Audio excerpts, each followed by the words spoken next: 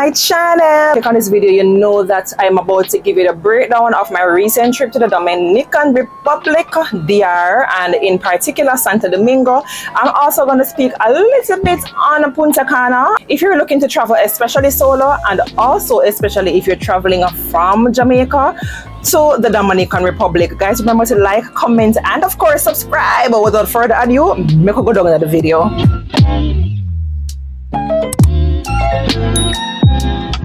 I make my little notes them as I was on my trip, and if I left out anything on my notes here, I'll be sure to include it in my description box, or if you feel I'm leave out anything and it's not in the description box, be sure to leave it down in the comments. Video is basically everything you need to know before traveling to the Dominican Republic, aka DR, especially from Jamaica. Thing is the flight. You can get a direct flight from Kingston, which is our Norman Manley International Airport, to Las Americas Airport in Santo Domingo. Santo Domingo is the capital of the Dominican Republic, and the flight goes directly there. The flight is about an hour and 30 minutes from Kingston.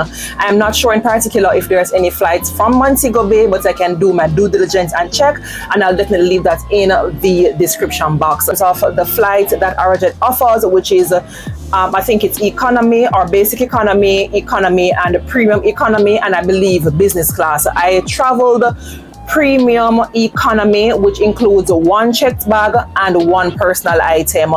Also bear in mind that on Arajet, all airlines are usually different when it comes down to their weight. I know that the major countries like America, Canada, so on, and the UK may allow maybe 25 kilogram, which is 50 pounds. However, for Arajet, they allow 20 kilogram, which is about 44 45 pounds thereabouts. So you have to bear that in mind, and if you want special seat selection, then you have to pay for that difference. So any add-ons and stuff like that, then you have to pay for it, because guys, remember that this is a budget airline, so the prices for the tickets are usually cheaper, but anything that you want, the add-ons, then you'll have to pay for it. The meals, you'll also have to pay for it. If you need water, you'll also have to pay for it. Luggage being overweight, but it's a good thing I carried another little bag, because I was entitled to a personal item, so I did carry another little bag. I was able to take out some stuff out of my suitcase and put that in that bag and carry that bag as my personal item. But guys, be careful when it comes down to the weight, because they're going to give you a hard time to take things out, because they're not going to check you on, or you can pay extra, which probably don't make any sense. So bear that in mind. Ensure that you try to get a scale before you head to the airport. You need, this is very, very important. This happened to me the first time I went there. I did not fill out my e-ticket or the immigration form. This is a must do before you get on the plane. They will not allow you to go, so do it before you get to the airport. You can do it the moment you purchase your ticket, so you get that out of the way. It's an immigration form or an e-ticket to say all the immigration details: your name, your address, how long you plan to go to stay, who you're staying with, where you're staying, and when you're coming back. It is a must-have, and they actually give you a barcode that scans you when you're going, and it also scans you when you're coming. You will not be allowed to check in if you do not have your e-ticket. My first time traveling to the Dominican Republic, it happened to me. I wasn't aware of it, and I was pulled from the line. I had to stand there, and it took me probably about half hour to fill it out. That's something that can literally take you about 15 minutes when you're at home, because you're in the comfort of your home with, of course, proper internet connection and stuff like that. You get to the Dominican Republic, there is a lot of options where taxis or shuttles are concerned. One, if you're going to a hotel, most of the times these hotels offer shuttle services from the airport pickup, so you can check with your hotel in terms of the accommodation if it's something that you have to pay for, or if they offer it complimentary. If not, you can literally get a taxi at the airport. Them dash you like ants over there, so you can literally get a cab from the airport. But if you, in case you're new to the country, you want a little bit more security, especially if you're traveling solo, then you can go ahead and book a private pickup beforehand. You can, my first time I went to Punta Cana, which is 2.5 hours away from the airport, I booked a private service, and that I paid $120, and it takes you directly from the hotel, go all the way to, from the airport, sorry, all the way to your hotel.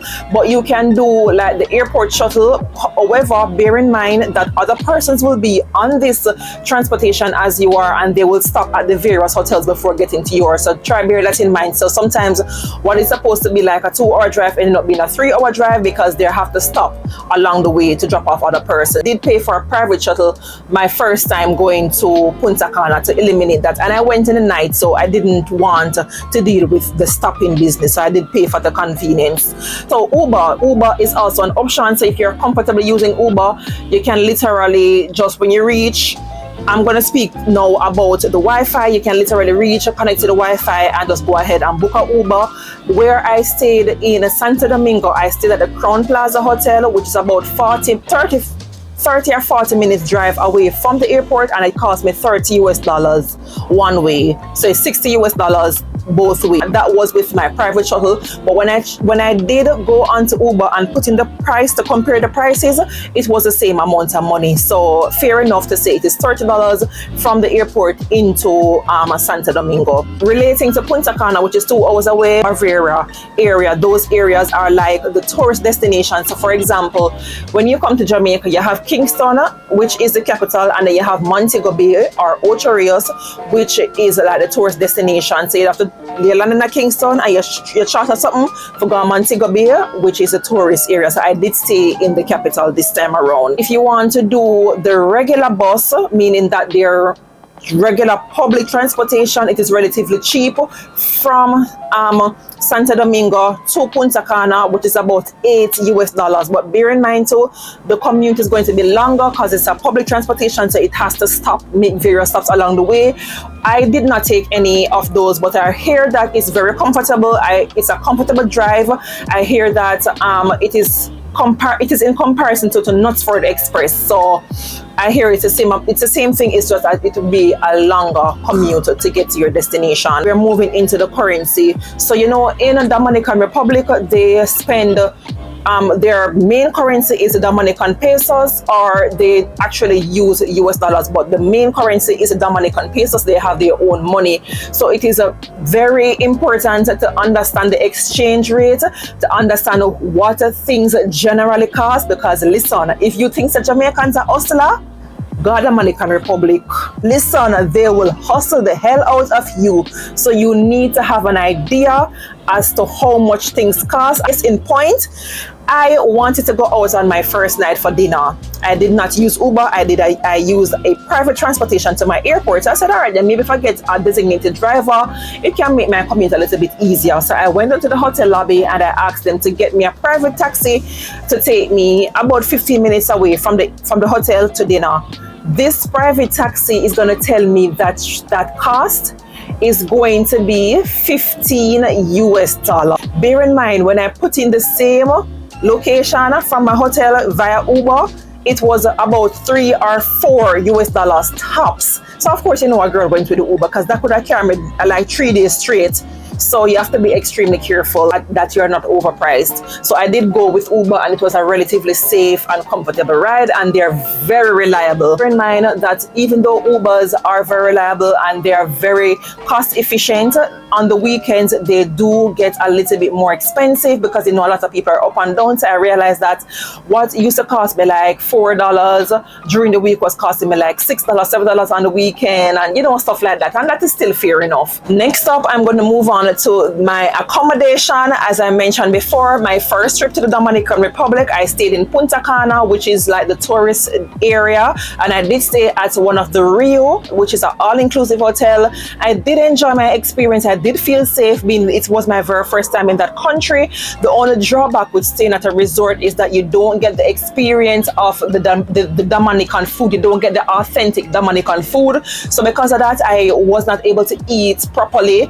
Every morning I I was having eggs for breakfast, and every lunch and dinner I was having fish salad or fish and something. Cause you know, with fish you really can't go wrong. So either grilled fish or fried fish with some salad, and every morning I was having omelette, egg, and basically fruits. That was my thing. I did not eat anything else outside of that. But I find that this time around, staying in the capital, and I was able to venture into local restaurants, trust me, Dominican food, nice. I enjoyed every bit of it, and I did go to a lot of restaurants. I went to Mr. Grilled, I went to the Louis Pandalera, I went to El Mosquito Boutique Hotel, I went to Avogato Cafe, I went to Adrian Tropical. My dining experience overall was extremely good. I would definitely go back just for the food. Like literally, if you're going to buy me a plane ticket right now to send me to come with you on the weekend, I would literally go just for the food. Everything was really nice, very seasoned, very fresh. The staff, everybody, it was just so warm. I felt so welcomed. I did not feel awkward, even though it was me alone. Dominican speak Spanish, that's their dominant language, but you find that most of the places that you go, they even have one person that even speaks just a little bit of English, so you're able to communicate. But if not, Google Translate is your best friend. So ensure to use up your Google Translate, and don't be intimidated by the language barrier.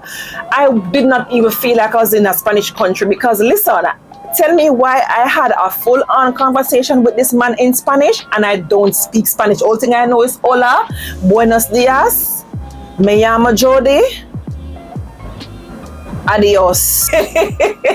But I had a full-on conversation with two persons. Not like I understood what he was saying, but because there's a lot of gesticulation and there are a lot of one and two words that I was able to pick up, I understood the conversation. So he was asking me basically if it's my first time in Santo Domingo and if I had ventured out into Punta Cana, Cap Cana, the other areas, and I was able to understand, even though I didn't understand everything. I was able to say, sí, no. And I was even to say, me gusta Santo Domingo mucho. I love Santo Domingo very much. You know, there are one and two words, and they do understand. Think too much about the language barrier, because it's gonna get to your head and you're gonna be scared. And I'm gonna say, use up your Google Translate to do so. Also, for me now personally, I stayed at a business class hotel. So I stayed at the Crowne Plaza Hotel in Santo Domingo. As I said, it's about 30 minutes or 40 minutes drive from the Las Americanas airport. And that is close to the colonial zone, which is considered, our downtown. So it was about 6 minutes drive from there, which you have a lot of restaurants, a lot of cafes. The area that I stayed in, it was very populated by a lot of nice restaurants and cafes and lounges and tapas and rooftop bars, and there was so much more to explore. But Crowne Plaza Hotel, as I said, it's a business class hotel, means that you'll have to pay for your meals. It is only breakfast included, only if you pay for it. So you have the option of just sleeping there, or you have the option of bed and breakfast, and I did choose the bed and breakfast in terms of my selection, because I get up in the morning, I don't want to really worry about something to eat. I'm a foodie, and when I wake up I just want to eat. Period, point blank, no apologies. So I did choose the bed and breakfast options, and breakfast is really continental breakfast. You have your eggs in maybe various styles. They had a live omelette station. You have your fresh fruits, which I absolutely loved. The fruits were fresh every day. They had like yogurt, they had like waffles, they had hash browns, your regular continental breakfast. I was very satisfied. And then the food in the Dominican Republic is relatively cheap. The exchange rate was currently 60 Dominican pesos to $1, and most of my bill came to like 1200 Dominican pesos, 1500 Dominican pesos, which would be like $15, 20 US dollars. I think the most I spent was on my last day at lunch. That came to $36. That was the most I spent, and I always ordered appetizer, and I ordered a main course and a drink or two, and that was the most money I spent. But every day I go out, I was able to eat comfortable, drink comfortably without worrying about the bill, because the food was relatively affordable. It's a tipping culture. So as I said, there are hustlers. So apart from them hustling you, being smart about that part, you tip your drivers, tip your servers, tip your waiters, tip the staff. it's because I think the labor there is so cheap. Similar like to Jamaica, you know, in a go supermarket and stuff, they don't earn a lot of money. So most of what they earn sometimes is from tipping. So try your best, you know, you don't have to, but it is a nice gesture. Same thing with my Uber drivers. Most of them were very respectable. Well, all of them, sorry, very respectable. Most of them had little minimal conversations, and the thing with the Uber there, some of them will tell you if your driver speaks English or not. And one of my Uber drivers on my last day heading to lunch, he almost took me 2 hours away to a restaurant that was supposed to be 7 minutes away, because apparently the name of this place, there are 2 places in there with this particular name, and he was taking me far. When I look on the map, and I'm saying, why does it look like me now go there? So I said it to him, and like, oh, there are 2 of them, and we had to, you know, eventually figure it out. And he did not speak a word of English, by the way. So generally, I had an amazing time in the Dominican Republic. 2 points I'm going to make before closing out. I actually had skipped this. As I said, a lot of persons in the DR are bilingual, so you can let them know that you don't speak Spanish, and most of them do. Oh, also, I did have service in the Dominican Republic, because I was watching a video and somebody said that you can do an eSIM, or you can just get a SIM card with data. But somebody was saying that the eSIM can be very expensive. But I had this device, let me show you. I had this particular device that I got from Digicel a few months ago, or maybe even a year ago, and I was not using it. And one man said to me, you know, charge it up and take it with you, because maybe I can buy a SIM card with data and just try to see if it works, because my phone, I don't have a dual SIM in my iPhone. So this one I was taking just in case. And when I went to they have Claro and they have Altis, I saw a video with somebody was saying that they preferred Claro. And if you guys are Jamaican, you guys know that Claro was once in Jamaica and they pulled out of Jamaica, so I went to the Claro because I felt more comfortable with them, and I purchased a SIM card with 5 days data for $10 US, and they put it in my device, and my heart was pounding. But guys, it did work. So I had internet all the way through, but the hotel actually had Wi-Fi, but while I was on the road, I had no issues. I didn't have to be asking the restaurants for their Wi-Fi. I didn't have to be worrying if when I get to the place, if they will have data for me to call my Uber. This did not fail me one bit. I was connected 100%. So I would advise you to get you one of these at the time. I don't know if Digicel still sells them, but I saw them in the Clara store when I went over there as well. I did not ask the guy how much it was, but Digicel sold me this, I think was about $6,000 at the time, or between $4,000 and $6,000. I don't know if they still have them for sale, because it was giving some issues. I had to take it back, and they refurbished it and sent it back to me, and I just had it put down from that time until now. So I'm definitely going to cherish it, because it means that I'm able to travel with this and have my data. I wanted to also make is that if you're traveling, especially from Jamaica, and you plan to use your debit card or your credit card, please notify your banking institution before you go, because if you go and you attempt to use your card, it may go through the first time or the second time, but eventually the bank here will shut down your card, thinking that your card is being used in a scam. So notify your bank. I did tell them I will be traveling X time to X time, so I will be using my card in the Dominican Republic. A note was made on my account, so therefore I was able to use my card freely. Also, regarding the Uber, you can also link your Uber to your card, or you can use PayPal. I use PayPal quite often because, you know, I'm a content creator, so I get monies through PayPal. So I had monies on my PayPal in order to pay the Uber, and that saved me a bunch in terms of not having to walk with cash or worry about it. I just paid with my PayPal, and it goes, you know, go straight to my driver. So if you have PayPal, try to have some money on your PayPal. But if not, you can link your bank card to your Uber, and it goes directly from your card. That way, with PayPal, you don't have to you don't have to pay the exchange rate, so that's a cheat code as well. Last thing is to ensure that as I said before, Dominican Republic is a tipping culture, so sometimes the gratuity will already be on your bill, so just bear that in mind. And sometimes also the prices that you see for certain items are not tax included, so please bear in mind to add 28% to whatever the goods or services that you're seeing, or if you're not sure, you can ask if the tax is already added. If not, bear in mind 28% are the taxes and the gratuity, which means your tip. So if gratuity is already on the bill, it means that you don't have to tip your waiter again because they already added, which is customary, 10% of your bill.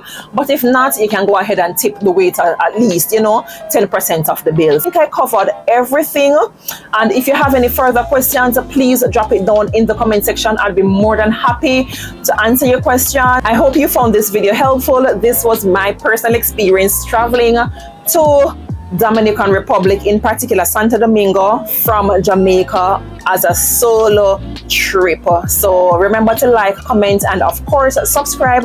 Again, thank you so much for watching. My name is Jody and I aspire to inspire. Until next time guys, walk good.